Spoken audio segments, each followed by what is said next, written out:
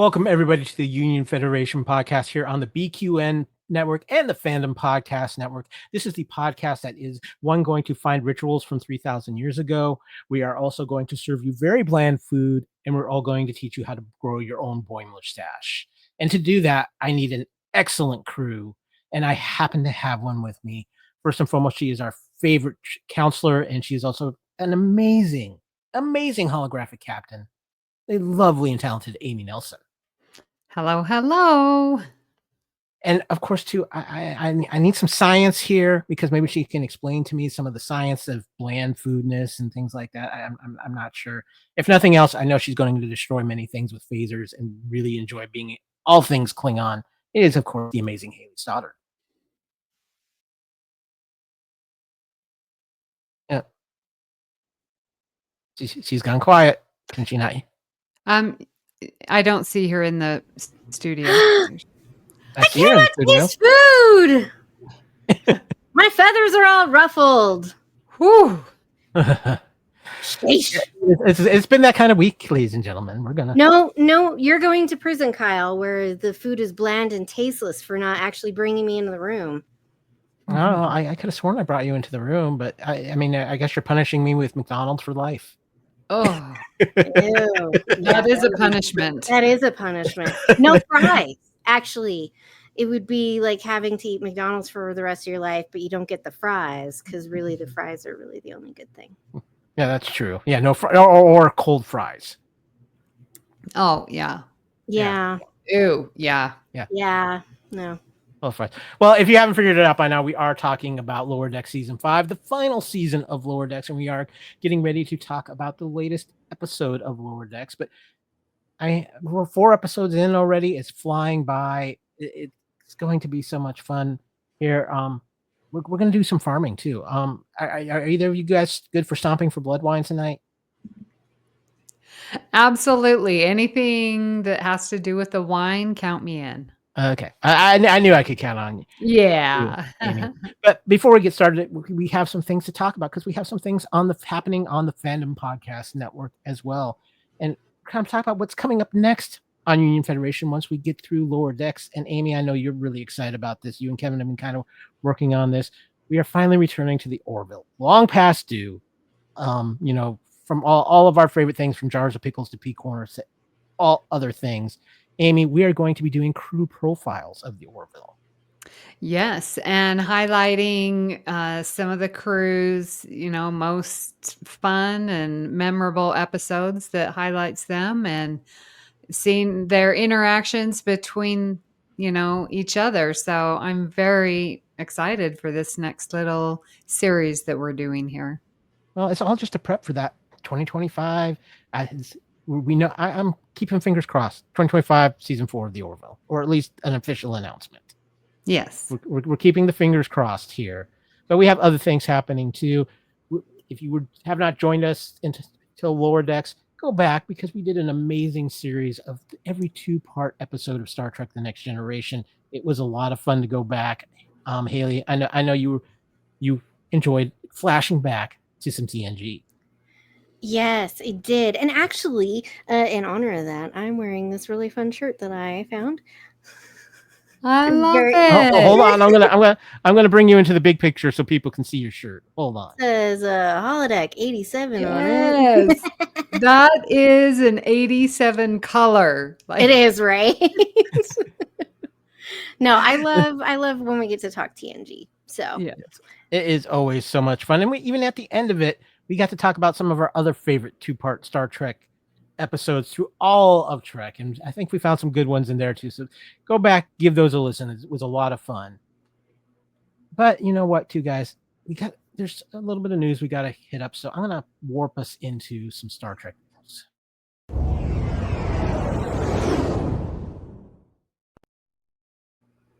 Okay, guys, this kind of happened over the weekend, and it kind of caught me off guard. We lost a member of the Star Trek family over this weekend. Tony Todd, who played a couple of interesting roles in Trek, passed away. A lot of people might know him more from, of course, the horror movie franchise Candyman. But Amy, Tony carved himself a nice little niche in the Star Wars. Or Star Wars gods. See, that's where I'm at right now, ladies and gentlemen. The Star Trek universe. Yes, absolutely. I mean, I love him as Kern, Worf's brother, and that we got to see him multiple times is wonderful. I love his character, and I believe he was a Herodian. Mhm. Yeah, played that. But I love him in the movie The Man from Earth. That is such an excellent movie. It's about a man who lives for 1,000 years, like that's his lifespan. And what that looks like as you're moving through the centuries is what this man is doing. And he plays an excellent and so emotional, like his performance in that movie, and I believe there's a movie after it. So wonderful. So I sort of picture Tony Todd, but and his voice too. Like he's amazing voice. Yeah. Haley, what about you? What are your memories of Tony Todd? Yeah, I mean, I'm like I agree with Amy. I liked him as Kern. That was always a good one. I know he's done mostly scary movies, which is so not my thing. So, unfortunately, his role in any of that I don't remember. But I mean, he's been in a lot of some really other good shows. You know, Stargate. He did some Stargate SG-1, and I do love that, and Babylon 5, which again, listeners, if you haven't checked those out, please go do, because they're very Trek inspired. And anyway, so it's super sad to see another person who was well known for Trek to be gone. And I'd be remiss I forgot his performance in Deep Space Nine, The Visitor, the older Jake Sisko. Like, oh, what an impact he's had just for these guest actors. You know? And you mentioned it, Amy. Not only his voice, but just his unique look in general. When you saw him on screen, you knew exactly who he was. He's been in so many movies and everything. So it was a great loss. I do have to shout out to. I mean, a lot of people do know him from his work in horror movies, and of course, the big one being in the Candyman franchise. I did see a great meme that was a gravestone for Candyman, but it had Freddy, Michael Myers, and Jason just all standing over it, looking sad. And I'm just like, okay, I know horror movies aren't for all people, but that was well done, and I give him some credit for that. And you know, it's funny because we just talked about our 2-part episodes. Obviously, he played a part in one of the biggest of those 2-part episodes as well. So, I'm you know, rest in peace to Tony, and it's definitely our loss. A great talent is no longer with us, but we want to take the opportunity to recognize him and thank him for what he brought to Star Trek and just our entertainment in general. So. But with that, guys, we are going to be moving on to episode 4 of season 5, A Farewell to Farms. Yeah? And I think a very unique episode of Lower Decks. And we're going to start getting into it with our away mission number 1.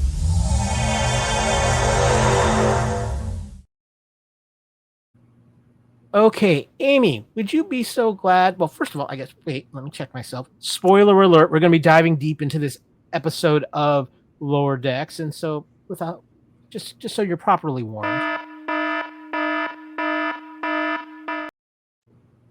if you have not watched the episode, and why haven't you yet? Because it's a very interesting and fun episode of Lower Decks. I think we're diving deep into it. Spoiler alert: go watch the episode, come back, and either join us on YouTube or on whatever audio feed that you're listening to this podcast on, and enjoy it, because I think we're about to have a very interesting conversation. But let's kick things off with the Admiral's Log, Amy. Well, on Kronos, the Klingon homeworld, where Ma'a is working on his family farm with his brother Maelor, we learn that Ma'a has lost the captaincy that he achieved at the end of Season 2's Wage due to the mutiny aboard his ship, instigated by Nick Locarno in Season 4. Ma'a is clearly frustrated, and it only gets worse when Mariner arrives along with Boimler. When Mariner and Boimler learn the problem, they agree to help Ma'a regain his captaincy, despite resistance by Barg, leader of the Klingon Oversight Council and brother of the captain. Oh, and brother of the captain Ma'a had killed to gain his command. However, thanks to Boimler's knowledge of obscure Klingon traditions and creative teamwork, Ma'a is able to become a captain again and kill Barg. Meanwhile, the Cerritos is playing host to a pair of, Cloacan dignitaries, i.e., food critics, Sir Legnog and Madame Gonald. The pair cause enormous stress for the ship's Cloacan counselor, Dr. Miglimo, who desperately wants to serve Legnog and Gonald an excellent meal. After multiple failed meals, Legnog and Gonald arrest Dr. Miglimo for what they claim is a horribly bland food.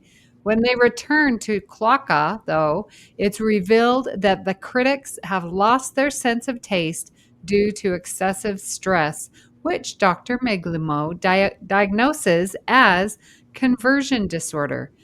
Thus, the critics repent and see Miglio's value as a psychologist, or a chef of the mind, as he puts it. At the end of the episode, Ma'a helps Mariner and Boimler study another dimensional hole, like the ones we've seen in previous episodes this season. From this evidence, they are able to determine that the holes are actually being artificially constructed. Okay, Haley, I'm going to give Amy a chance to untie her tongue after reading that particular Admiral's log. So, would you be so kind to give us your initial thoughts on this episode? Yeah. So it was interesting. I think I liked it better than the last episode, but not as much as the first two. So there's that. And I have to thusly give my title away. Kyle, you guessed it, that these holes, these space holes, are the running theme of the season, and also being man-made. So I'm not the Oracle. I didn't Haley, guess it. if I zoom my webcam in real close, you can start seeing the start of my Boim stash, and that's giving me all the power this season. I just want to say that this was a weird episode for me. I absolutely loved the Klingon storyline. I thought that was great. I loved how this episode opened with the different opening instead of our traditional Lower Decks opening. It kind of made this feel like, okay, there's something more to this episode. And so I really liked that. I loved how Mariner was. I loved how Boimler was in this episode, just going all Klingon and just losing Klingon fanboying basically through the entire episode. I wasn't as much of a fan as the B plot though. It seemed a little silly to me. I would have every time we kind of switched it, I was like, no, take me back to the Klingon happenings. But that storyline I thought was so good it overshadowed the weaker part of the B plot. And I came out of this episode and I was just like, wow, that's been might be one of my favorite Lower Decks in a while, because I love that story so much, and I loved how it wasn't the focus on Mariner or Boimler. It was the focus on these characters, but Mariner and Boimler brought so much to the story themselves and what they did within it, and I really like that. But Amy, what about you? What were your initial reactions to this episode? Yeah, I'm more along the lines with Haley. I definitely, the first two are still the favorites. And I'm just a little bit less than last week, and I think you're a little bit more, but not much. It's sort of the same as last week. And I felt like the stories were so like vastly different, that I'm like, what's the connective tissue here? Like, why are we seeing these two random things? What I saw was random.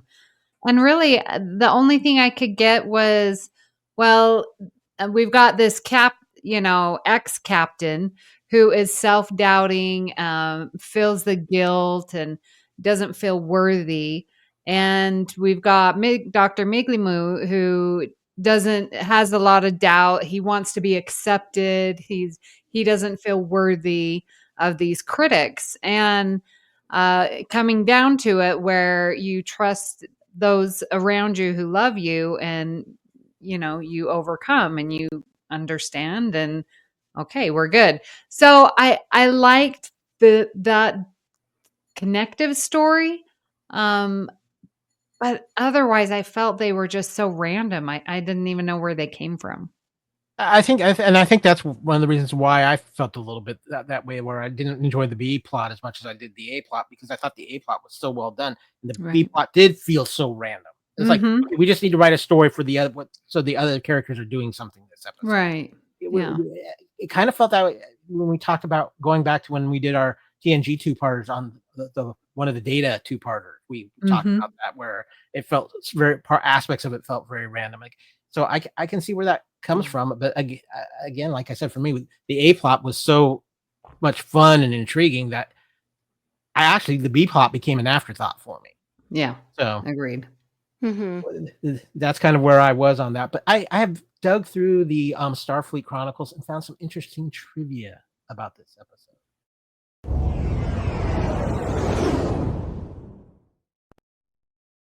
So, ladies, if you will help me here, I'll get things started and then we'll pass it around. But the Klingon architecture of Maha's family farm matches the architecture seen on Kronos in 22nd century when Captain Archer visited the planet in Broken Bow.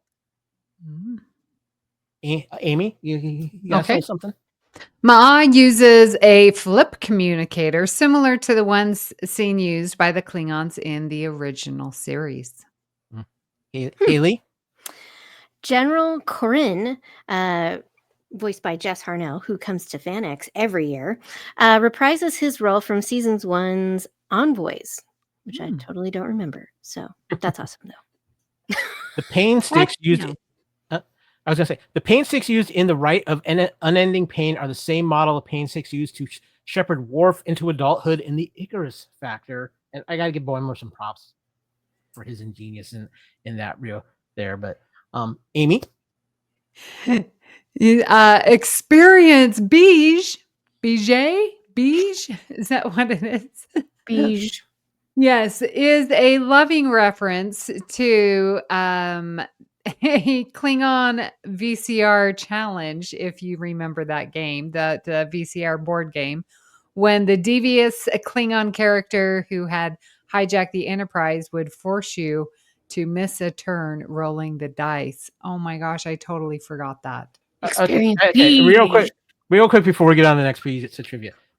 I want to be in whatever writer's room or editors or producers room of Lower Decks that's just assigned to finding the most obscure things in Star Trek that this show digs up. Because I can't even imagine what they're digging into to find some of these things. I wonder if they reached out to the former Earl Grey team about this, because they did an episode where they played this on their podcast. Yes. And they actually brought this, I think it was maybe the third year I went to STOV, and they had a party and they were playing this very same game. We were at the same Yes, party. we were. Yes, we Remember? were. Yes. Yep. I miss all the good stuff. Oh, the good old days. Haley, can you tell us something about how they produce blood wine? Well, why you see that on Ma'a's family farm, they produce blood wine. It still isn't clear, and is a long-running thing in Star Trek, what blood wine is actually made from. The fact that the family raises targs would imply that blood wine, if it is indeed blood, is made with targ's blood. But you also see Ma'az stomping on Ga in a similar way to traditional winemakers stomp on grapes to make human wine. So pick your poison.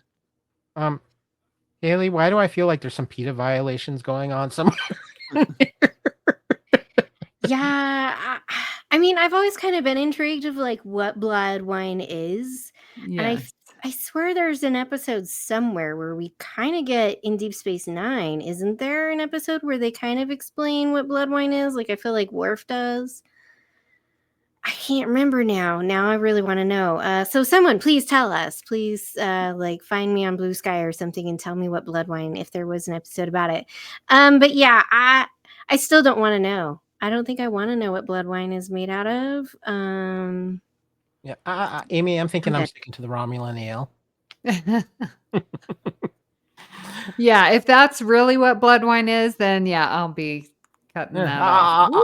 I'll leave it to the Klingons out there. Guys, that wraps up some trivia, but let's get into away mission number 2.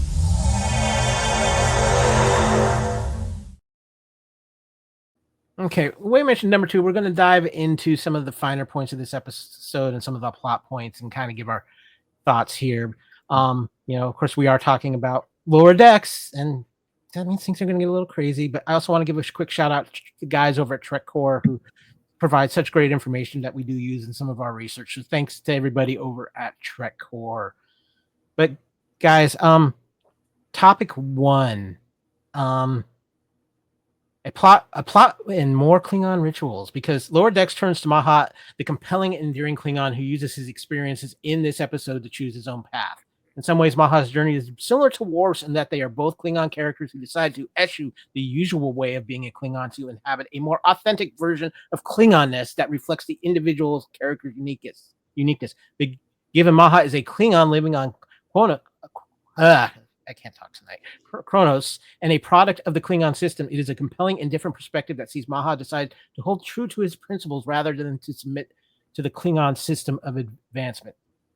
That's what I found so interesting about this story, guys, was he's doing this to regain his captaincy, but at the end he chooses the path he's already on, being a farmer, and he chooses to captain his own shuttle basically and continue doing what he's doing. And I think it was very powerful, and it did remind me a lot of some of the Worf storylines in Trek, where Worf was fighting between his Klingon and his commitments, and it just Maha came across too in the same way, just how honorable he seems to be in a way. And of course, then you throw in Boimler and Mariner to push him into certain directions, and things go a little haywire. But what did you think about how they handled this with his story and with finding these old rituals, and just how in the end, even though he succeeded in the ritual and doing it his own way, he still chose his own path?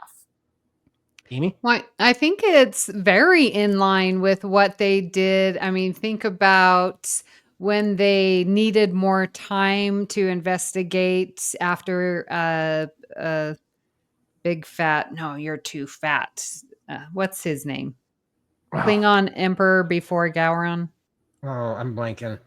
Oh my gosh. Who are you talking about? Yeah. Yeah. Well, Yeah. when he You can died, see his face. yes, and they needed time to investigate if it was, actually poison. And anyways, I don't need to explain that to you guys. But so Picard invokes this ancient rights of succession, and so here we're getting this, very TNG-esque solution to a problem of, okay, let's invoke this. Oh, this was used 100 years ago, you hear Boimler say, so very, very similar to what we've seen before. And again, Kyle, you bring up another good point. Like we have this captain here who once he of course is upholding his honor, because that's what got him in trouble with the first place, was he recognized what is honorable, and that was to allow, to have this mutiny. And so I like that about this story plot. Yeah. Wait, Amy, are you just saying Boimler pulled a Picard move in this episode? Oh, yes. With intent. We're going to talk about more of that with Boimler later, but Haley, what about you? What did you think of how they handled things? Yeah, I also like this aspect that our other characters or Starfleet characters know more about Klingon culture and all their rituals and things than Klingons do. For this, for this society that values their traditions and their honor and everything, they've really forgotten about a lot of their traditions, a lot of their rituals and their rites and all this stuff. It's very interesting. And so I like when our Starfleet characters come in and they say, well, there's this. And they're like, what is that? That's not a thing. And it's really fun to kind of see them learn about their own culture and their own history because our Starfleet characters know it more than they do. And that's really fun. I really did also like this story. The whole episode could have just been the Klingon stuff. But I think a lot of Star Trek fans really love it when we get full kind of heavy Klingon episodes. I know that there's people who like when we get the Romulans and all that other stuff, but it collectively there seems to be a lot of people who really enjoy when we get these full in-depth Klingon stories because they just are so fun. And I think that's because there's a part of us that really values this society that lives on honor and are you honorable, and that speaks to what we used to have, which was chivalry. And I'm not saying it's completely dead, but it's pretty dead, let's be honest. It's unlikely. It is, but it speaks to this notion that we used to have, in the medieval times of knights and fighting for somebody's honor.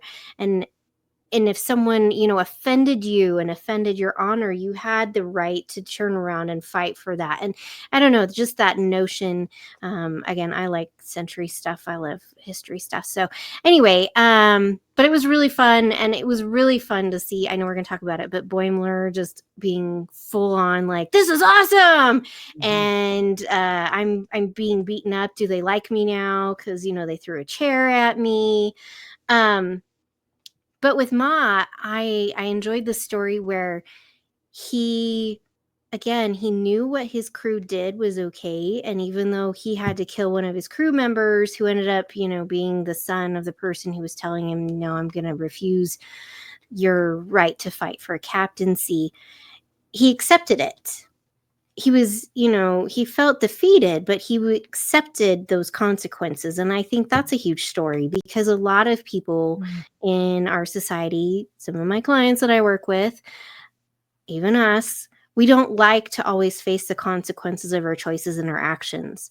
And I think sitting in that discomfort of our consequences is a good thing. It teaches us. It's a valuable lesson. It's difficult. It's hard. It's not fun to do, but you've got to get through that because you're going to learn that lesson in the end. And that's what's going to help you grow, is to accept those. I think it's a really good point. And I like the fact that you talk about how we have to accept the responsibility for decisions we make and things that happen. And I think that's something that's really important, not only just in this, but in the world today, is accepting responsibility for yourself. And I think that's one of the things that I really liked about this. But speaking of either denying or not accepting responsibility, let's get on to topic 2, the Star Trek Food Network. The Cerritos also has their comedy storyline in this, with a deeper look at Dr. Minglingo's species, who we now know are called the Cloacans, having having a bird-like race centered around hedonism related to food, whose most revered icons are food critics, is, I guess, a funny premise. I'm not sure. And there's a lot of good food-based jokes in this one. I'm not sure if I'm willing to go that far, but while not my favorite part of this, and I mentioned it earlier, I do think there was some. They did have a little fun with it, and I think it's a good example too. And you were talking about how this story ties in with the other story. I think it's a good example too of the pressures of pleasing your societal expectations, and I think that's what we saw here with Dr. Miglimo, is that he was trying to, because what he's done is out of the box for his society. Yeah, he's proud of it, but he was still putting that aside to please these two revered icons in his society who were hiding their own secret because of them doing it so long and the stress of it. Everything tasted bland to them. And I think that's kind of where that point ties in, is making decisions for yourself compared to what society expects from you.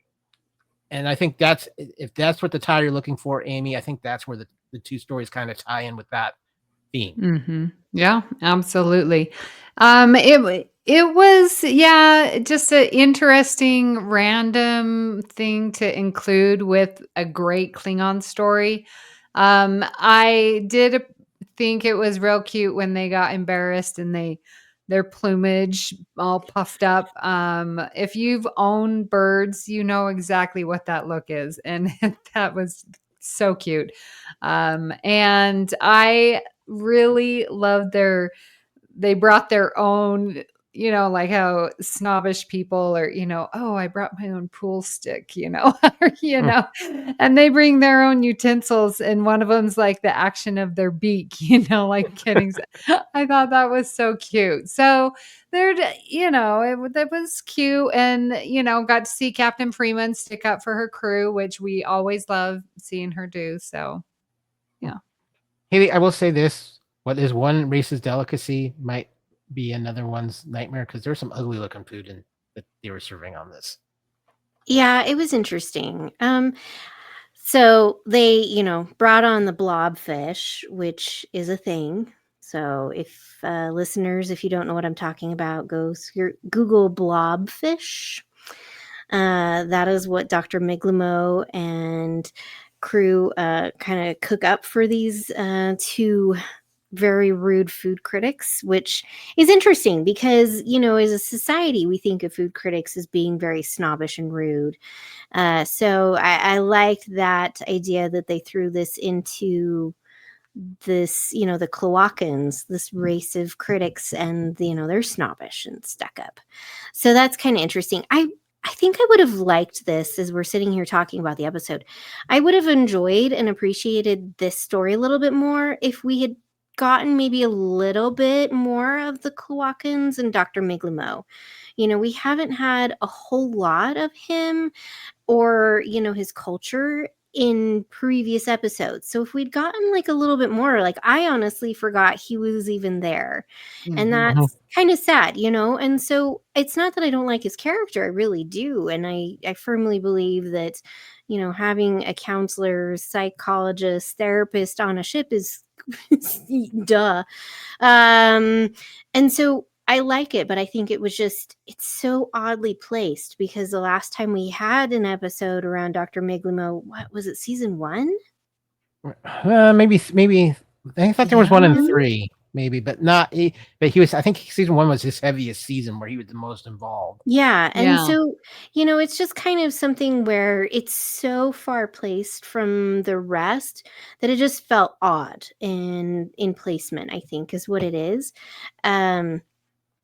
But I mean, it was kind of fun. I like this idea that, you go around and you're trying all these foods, like that a race would say, we wanted to go out and explore so we could try the food. I mean, I'm a Hufflepuff. Let's be honest. I'm going to go out and explore because I want to try the food. So, I mean, to a degree, I think there's, there are people who could relate to that aspect of things. And, going out and doing so much that you lose your sense of taste and what really is good versus what is not good. And so when you're exposed to so much, you can have that. And it could be of anything. Too much of a good thing is sometimes not a good thing. Well, and the fact that the solution was a psychological, condition, and so Mhm. it's like, thank goodness he understood and that this, is something that can be treated. So that was a nice little cherry on top as well. Honestly, these ladies never bring me replicated food. Okay, topic number 3: the more facial hair, the better the Boimler. The facial hair continues to grow as Boimler continues to show different sides to him. Could his attempt to ape his alternate self actually be leading to finding a better Boimler, and maybe Boimler finding his true self? I gotta be honest with you. When this storyline first started in the first episode, I was worried they were going to take this in a really bad comedic direction with Boimler, because that's what we're used to. But it does feel like in his attempts to be this other dimensional version of himself, he's actually in ways bettering himself, because it seems like in his own way to ape that, he's still finding his own way of solutions to problems and growing himself, maybe without even necessarily realizing it. And like I said, it seems each week as the hair grows longer, the better the Boimler's solutions seem to be. And you had the whole aspect of him fanboying over everything Klingon this episode, which I just loved immensely, because we really hadn't seen we haven't seen that side of Boimler in a while, and for him to be Klingon fanboying especially was great. What about you, Amy? Are you seeing this with Boimler? Is that maybe he's got himself kind of wrapped himself in this cocoon of trying to be this other version of himself, and yet when he's going to come out, he's going to finally figure out who he is as far in his own universe? Well, and yes, absolutely. And if you look back with his ideation of what a good Starfleet officer is, it started with Riker on the Titan, and he just adored him and fanboyed over him. Then he, fanboys a little bit over Ransom. I've got chosen on this, away mission. So for him to be fanboying over all of this Klingon stuff is just so cute as well. But he's picking out, and then he meets this alternate self, and he gets to fanboy over that. But he's picking and choosing, is what we all should do, the best qualities, and working on that and working on himself. And it's like, okay, I'm going to be, one that gives all the pointers, I'm going to be the fun one. So he's trying on the things in these leadership capacity, and I think it's working. And I think he's definitely choosing great examples. Yeah, I agree. Haley, what about you? What are you thinking with what's happening with Boimler right now? Well, I would agree with Amy. We all do this, whether we're consciously aware of it or not. We pick aspects of real people, of even fictional people that are strong, that we are drawn to, and we fit those like a puzzle piece into our own person and who we are and who we want to be in a leadership role, or how we want to be as a friend or as a partner, and any capacity, any relationship that we have with other people. And so, for Boimler to say, oh, I want to be like Riker.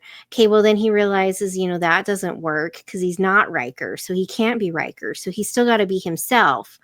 But he took a part of that away with him. And then he did the same with Ransom. And then he did the same with this alternate version of himself. And so, he's always been the fanboy and getting excited, which, as fans who go to conventions, we all love that because we do that. And it's so fun to see like actors doing that with other actors, and because they're human too. And so that just is a character flaw that's not a flaw. It's a really fun aspect of him, that he gets really excited about things and he really dives into them and wants to know more and learn about them. That is greatness.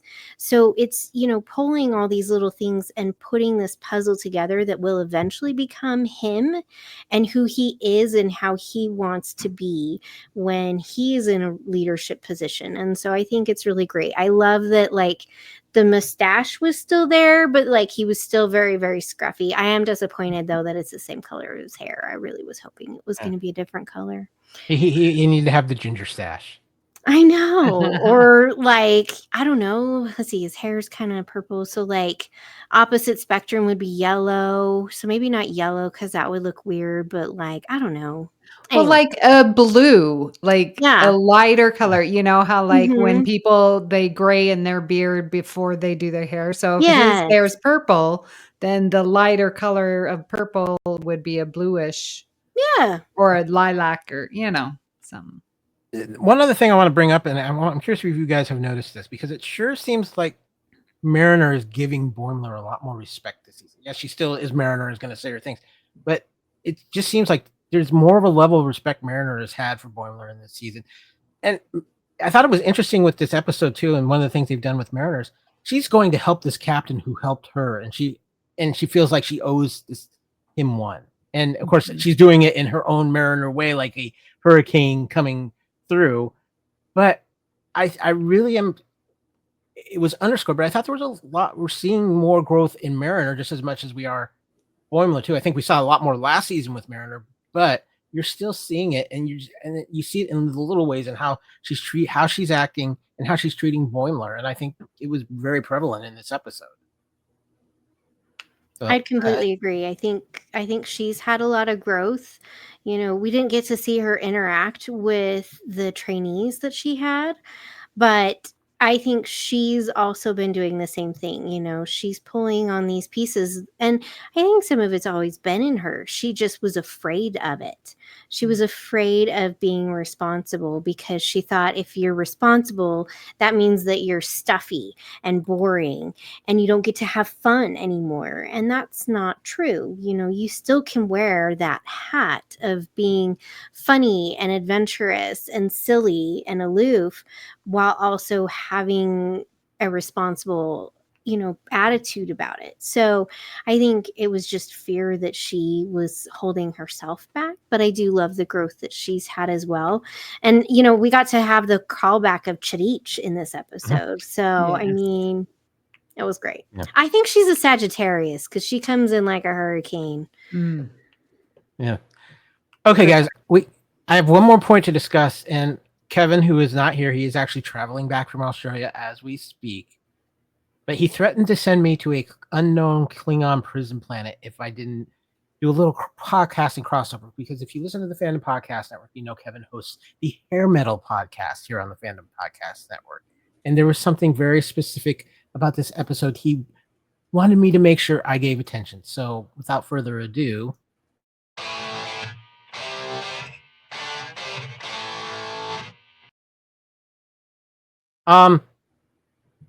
Klingon acid punk, which inquires apparently an accordion as part of Klingon acid punk. So I tried to do a little research into this. There is a Klingon thrash band named Helkami or Nagachu, roughly Sex Phasers is the translation, whose logo looks like it's a reference to the Sex Pistol logo. I'm kind of inclined to say this is another example of a Klingon cultural adaptation. Harder edged human music genres seem likely to be the ones that would appeal most to Klingons. This is a band. I love the accordion. Nice. Oh, great. And it's not even like an accordion like you think of with the keyboards on the side. Mm-hmm. It's just I love it. It's hilarious. It's the best thing ever. Amy, should we get us all some concert tickets? Yeah, right down there, the mosh pit. Yes. Yep. Yeah. And a Klingon mosh pit. Yes. In general. But I found out something more interesting in my research, because this band might have actually been a recognition of something that is here right now on our planet Earth. That is the band Stavokor. It is an American death metal band from Portland, Oregon. Its current members are Dashelle Marco, Ward Young, Jason Lewis, Jason Johansson, and Nikolai Dalinchik. Now, they all have Klingon names. I'm not even going to try to pronounce them because I will not be able to finish this podcast if I try to pronounce these names. The band is solely based on the Klingon characters that appear in the Star Trek franchise. All of the members of Stavokor dress in Klingon costumes, and many of the band's lyrics are written in Klingon and English languages. That is pretty freaking awesome. It is. That is so cool. If they hear this episode, y'all are awesome. That's fantastic. That's fantastic. Again, I'm going to go back to that lower decks room that finds all of the, this is buried deep in the corners of Trek. I can't believe they didn't do that without thinking of these guys. There's just no way. Oh, they definitely could have. I mean, those creators and writers are out there on the social webs, and people will follow and comment. And it was, you have a Star Trek band, and randomly come across and include it in an episode. I don't put it past them at all. The funny thing is that I really thought, in all truth, if the Klingons were going to appropriate any of our music from our language, I really thought Christopher Cross might be more of their style. Come sail away with me. All that. Yanni. A little Osmond family, maybe. It's fun because we know Worf loves his Klingon opera. Yeah. So I mean, it makes sense that they would have something very theatrical. Exactly. And then on the flip side, also theatrical, but on the raw phase of music instead of the raw phase of music. So, Well, makes they sense. both are extreme genres, so they're Mhm. similar that way. Like that Klingon opera, intense, acid metal, intense, Now, guys, my other question is, and I think we should, when Kevin gets back, we should make him the test subject for this, but is it dishonorable if you come out of a Klingon mosh pit and you don't have any broken bones? Oh, probably. Boimler had plenty. Yeah, Boimler definitely. I think he had some time in sick bay after this episode. But yeah, I had to recognize this for Kevin. So Very you know what? good. I'm going to try to find the album on iTunes for him, and we'll see what happens. Nice. With that, let's get out of this away mission.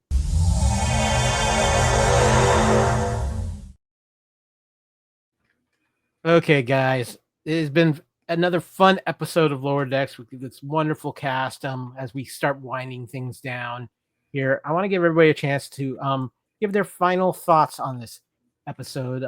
If there's anything else that maybe we haven't discussed or a point that you wanted to make. I want a giant pet targ. He He looked nice and fluffy. Yes. Wait. So what you're saying is that for Christmas you're asking for a stuffed targ and a stuffed moopsie? Yes. I don't know who wins, and I don't. I'll tell you who wins. Starry wins every time. Yes, probably. Probably the truth. Around here somewhere, that's for sure. So before I close out on our subspace singles, I did do a little Section 31 work this week, and I happened to find out the title of next week's Lower Decks episode. Oh. Starbase 80. Oh, snap. Oh. With question marks and exclamation points after it. Uh-oh. So we might be getting some answers from episode 1 that we were wondering about when it comes to a certain captain in an alternate dimension. Yeah. I mean, it has been mentioned in every episode. Yeah. So. Oh boy. Well, now that we got you wondering, let's close up this episode with a little subspace signals.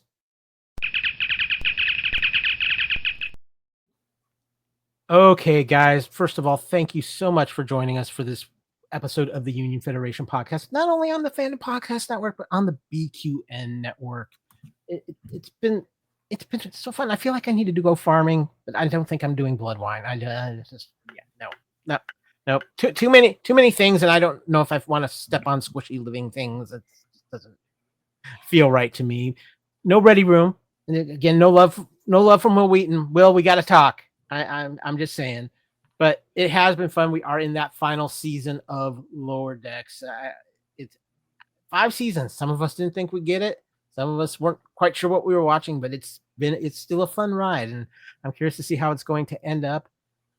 We have been talking about A Farewell to Arms here on the Fandom Podcast Network, but guys, too, there's a lot of places to find the Union Federation, and it starts, of course, not only with the Fandom Podcast Network, but with the BQN Network, Amy. And I know there's a lot of assimilating going on at BQN these days.